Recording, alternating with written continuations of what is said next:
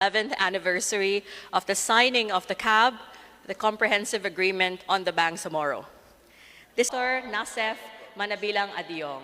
He currently heads the Policy Research and Legal Services of the Bangsamoro Parliament and is a founder of 4 academic networks, including the Philippine International Studies Organization.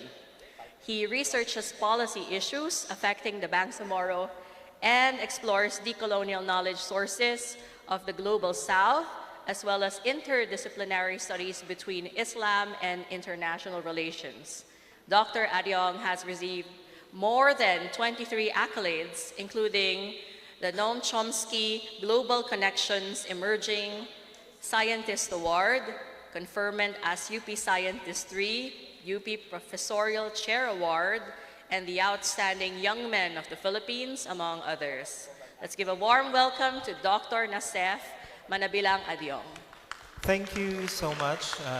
Good morning to everyone. Magandang umaga. Assalamualaikum warahmatullahi wabarakatuh to everyone. I was tasked to talk about moral governance.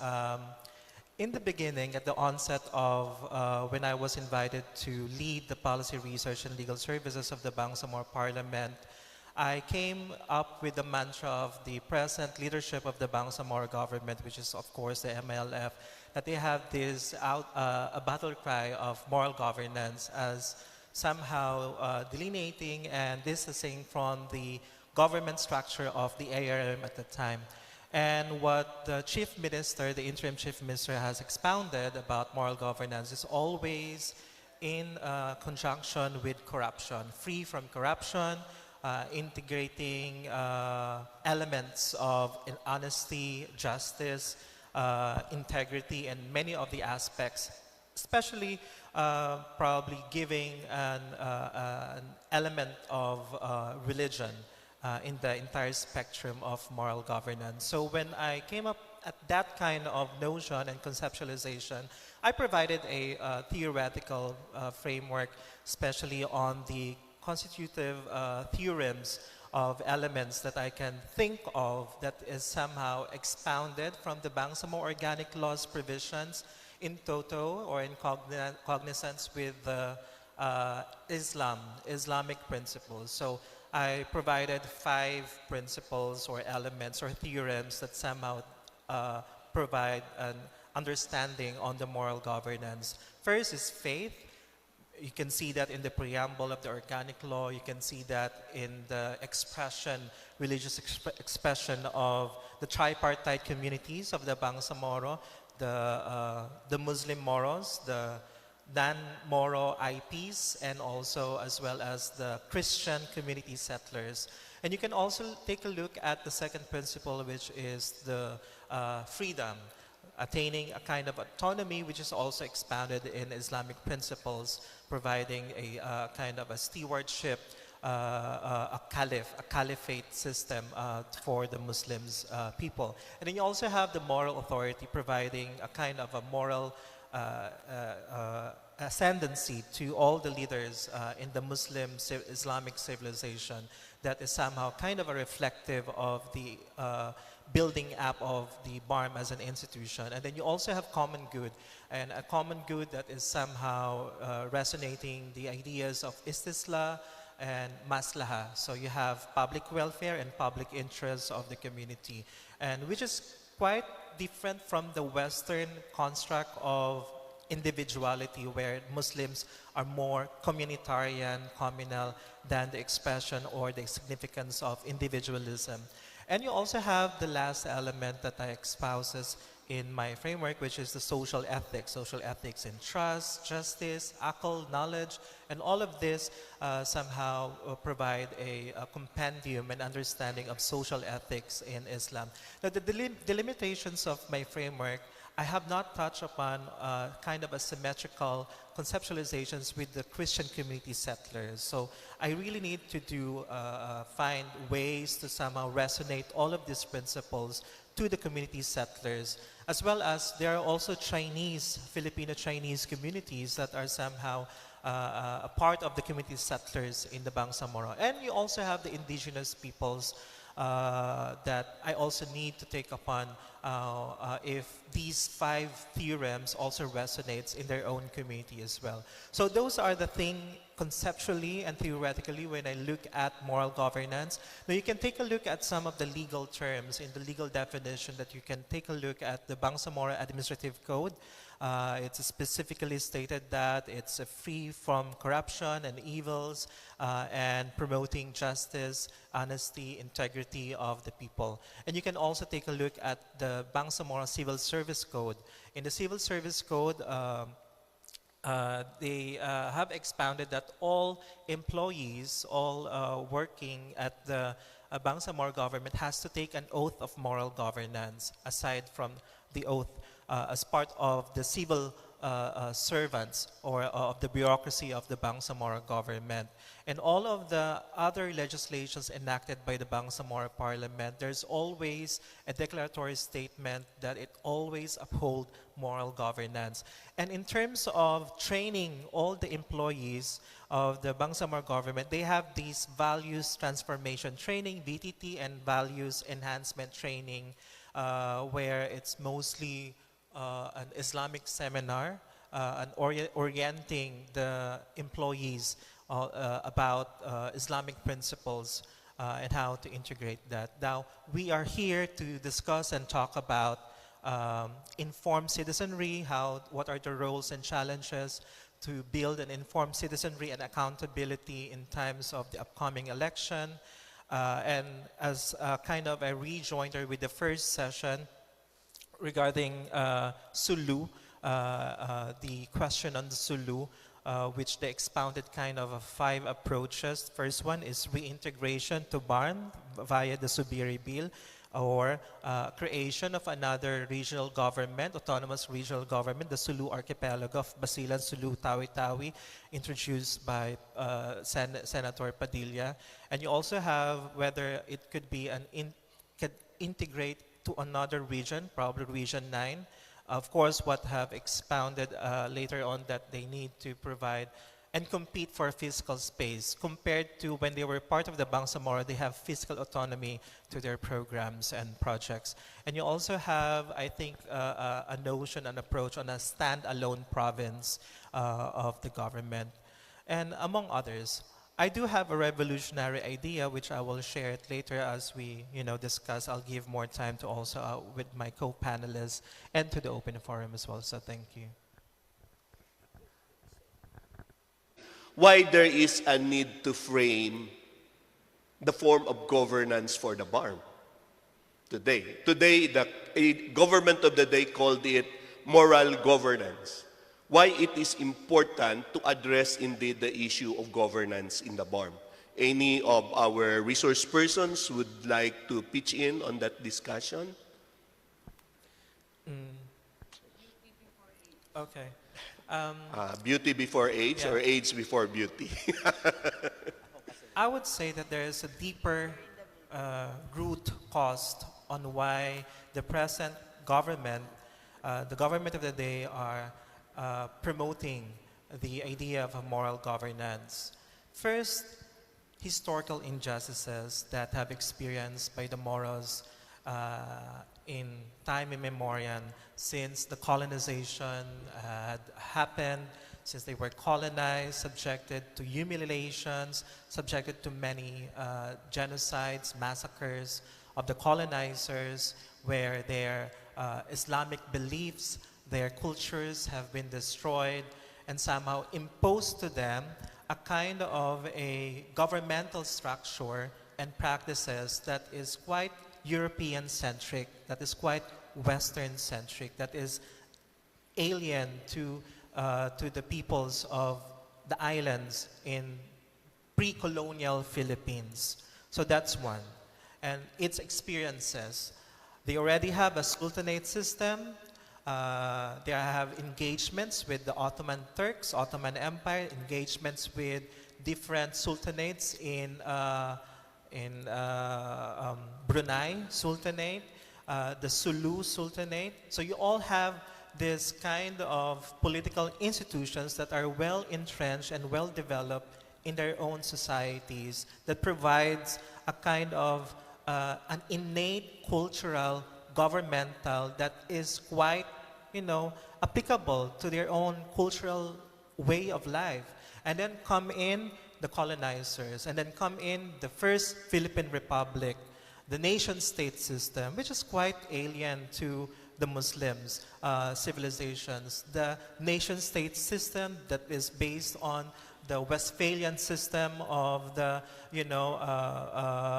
wars between the Holy Roman Empire and the German princes in Westphalia in 1648. You also have the Treaty of Worms and Concord in Europe, and then you now have the victors of world wars, the victors of world wars that have defined international treaties and economies, political institutions, financial, fiscal structure of the entire world, capitalism. So you all have this kind of things that is not quite, innate to the Muslim Islamic civilizations when it was used to be a golden age of Islamic civilizations from 9th century to 13th century after the fall of the siege of Baghdad in 1258 BCE, CE, Common Era. And you all of this equating to, resonating to the representation problem of people of Mindanao or people of the Bangsamoro. Even the notion, what does it mean when you say Bangsamoro, the nation of the Moros, when in fact if we're going to take a look and ask Maranao people, we don't have Moro term in our own language.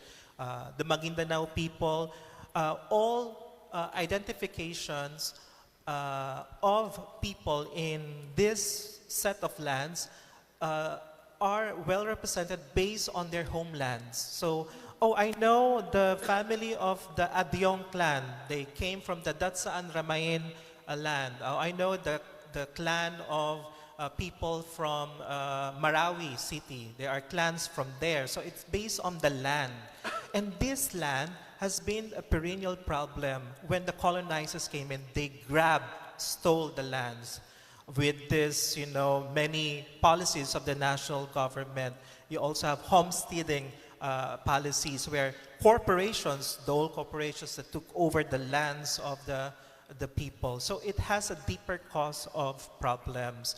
And they really wanted to have a kind of an equal distribution of economic wealth as well, so that they won't be feeling marginalized, discriminated.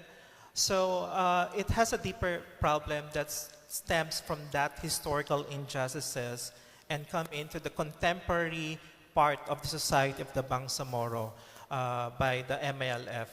I would say the problem here, beside from what Amina and Benny have stated, discernment from the people, you ask the people what form of government they wanted to do. In Islam, any government as long as it is for common good and public welfare of the people.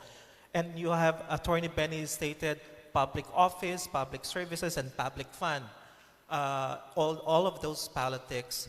But I think what I can see in this contemporary problem is the proportional, how can we have a proportional representation in the political sphere in the Philippine government.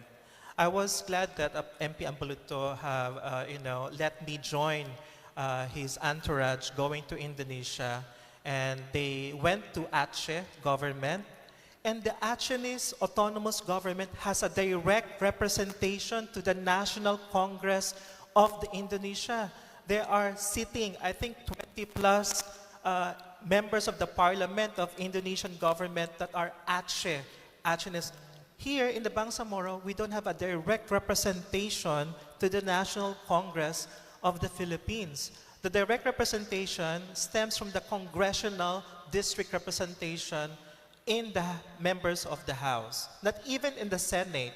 I would have also contested that Senate representation because it was a product of a post-colonial political emulation of the U.S. government. So my solution is a proportional representation based on community welfare clans. It's the rise of proportional representation of community welfare clans that is culturally uprooted and historically uprooted to the experiences of our ancestors, and the abolishment of LGU system, which, my goodness, hindi man ako maano dito na ma-incriminate. Abolishment of LGU system because it prolongs political dynasty. It can only be accessed by one or select few families. But through political community welfare clans, all clans, Bangsa Maranao Parliament, Bangsa Maguindanao Parliament, Bangsa Tausug, Bangsa Sug Parliament, Bangsa Iranon Parliament, Bangsa Yakan Parliament, Bangsa Badjao Parliament, Bangsa Community Settlers Parliament. You also have Bangsa IPs Parliament, voting to a Bangsa regional government that is based on a direct proportional representation from community welfare clans. Yeah, Dr. Adiong, do you interface all of this need of one, building a good governance in an area where human capacity is also running at very, very far from the requirement of what we call democratic governance? How do you balance those interests for the meantime? Attorney Bacani, It has yes? to be bottoms-up approach, a societal approach where all policies, legislations are evidence-based research. If you only have a legislation that has been come up with the figment of your imagination because it suits you based on your interests, then that would not reflect the societal sentiments and needs of the societies or communities. A bottoms-up approach, an evidence-based research in policy-making legislation is a strategy to secure what are the needs and sentiments of the people. Yeah. Actually, the problem here is we talk about elections. Does elections really representative and reflective of people's selection of their own leaders that is happening in Bangsamoro? No. It is maneuvered by political dynasties. Now you have the MILF with their own black grant. They can actually manipulate elections through vote buying. And I can, attest to that, So election is not an end result on who will govern the better. Because, as what Amina said, lack of education, the literacy rate in the Bangsamoro, or even, so election is not a means to democratic governance that is based on citizenship rights and principles. It's interesting to hear from you, Dr. Adiong, on that, because BARM history, if you look at our history, is always a narrative of exercise of violence rather than of democracy, as it is presented in the paper. No? Given that condition, and knowing that there will be an election 7 months from now, what needs to be done? At least, I think we cannot say there's nothing we can do. I'm sure there's something we can do, but from your perspective, as educators, as leaders of your communities, what needs to be done, or what could be done, at least, to fight on the issue of dynasty, of money, and violence during elections? The first strategic action plan that needs to be done is first orient the Bangsamoro. What does parliament mean? How can you make parliament closer to the people? Because if you're going to ask people on the ground, they don't know what does parliamentary system means to them.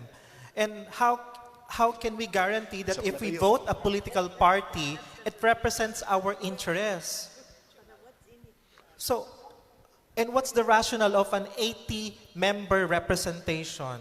That's what I'm talking about. Does it actually proportionately represent the people with an 80-member representation? So you need to orient the people. What does parliamentary system mean? And then how it is good, what's the benefits and advantage from the presidential system, because it's a unicameral system. It has no bicameral system where many stages in terms of enactment of legislations. It's a direct, process in a unicameral system through enacting legislations And it has a good, working relations with the executive branch. It's a convergence of the executive and the legislative branch.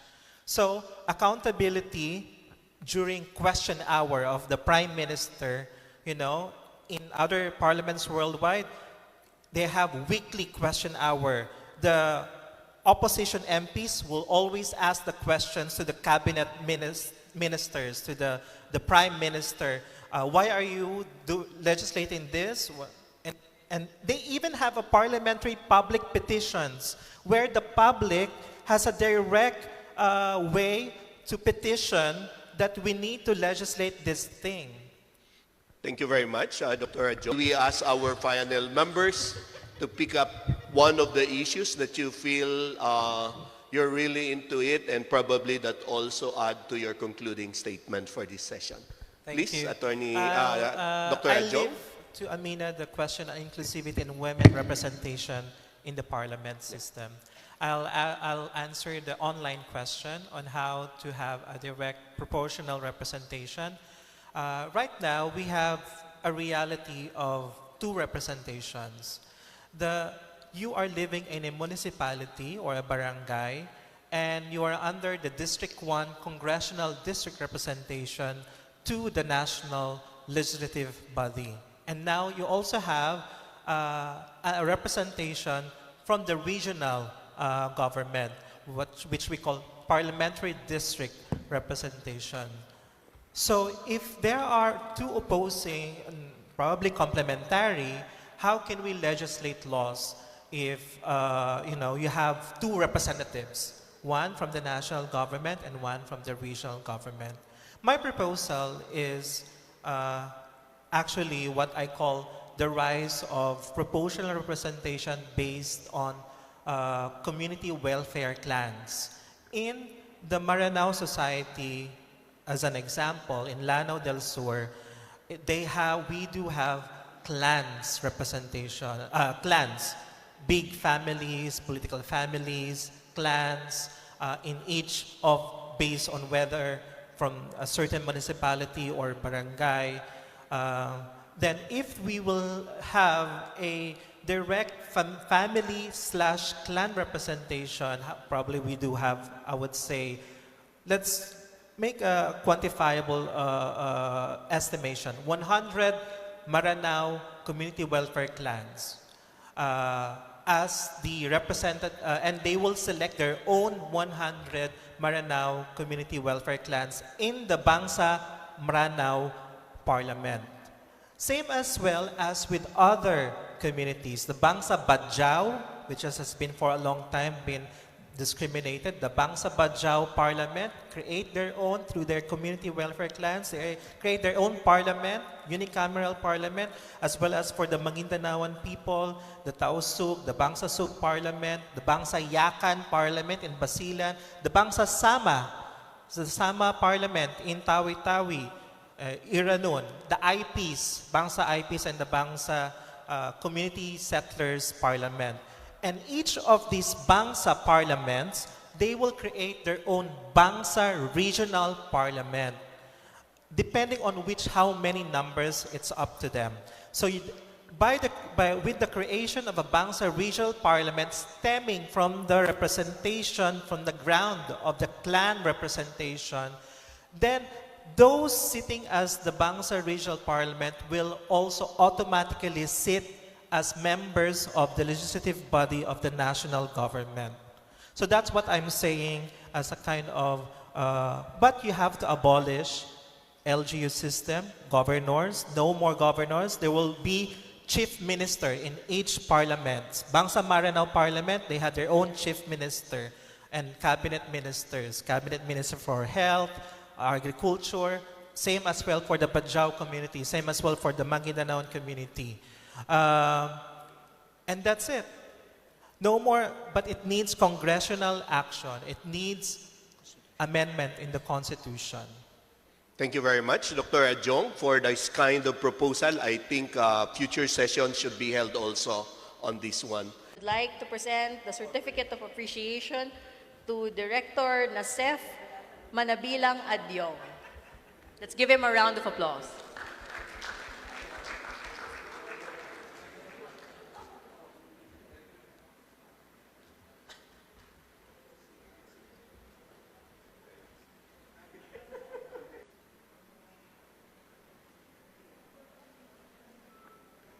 All right, thank you very much, everyone.